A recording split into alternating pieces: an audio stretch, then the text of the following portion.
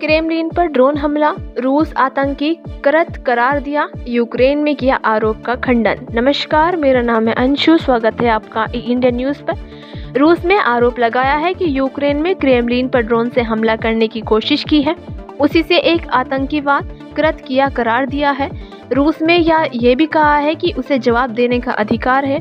पूर्व रूसी नेता ने जेलेंस्की को खत्म करने का किया आह्वान।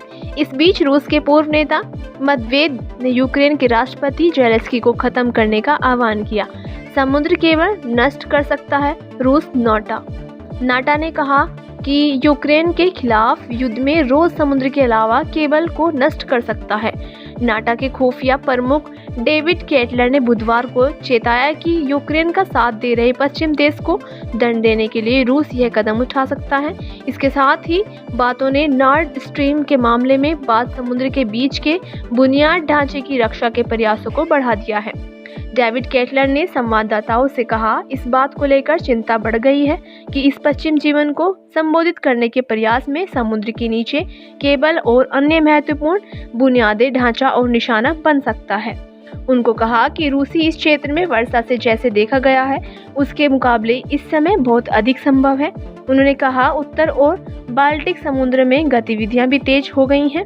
यूक्रेन अधिकारियों ने बताया कि गोलीबारी में एक हाइपरकेट, एक रेलवे स्टेशन और आवासीय भवनों को निशाना बनाया गया। हमलों में दक्षिण क्षेत्र की राजधानी छेदखान शहर के एक हाइपर मार्केट में आग लग गई और एक रेलवे स्टेशन पर विस्फोट हो गया।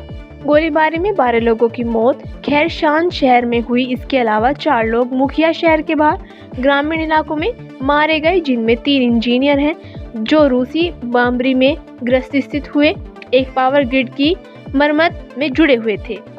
यूक्रेन के दक्षिण खैरसान क्षेत्र पर रूस ने हमले तेज कर दिए हैं। बताया जा रहा है कि रूस की इस आक्रामक कार्य में करीब 16 लोगों की मौत हो गई है।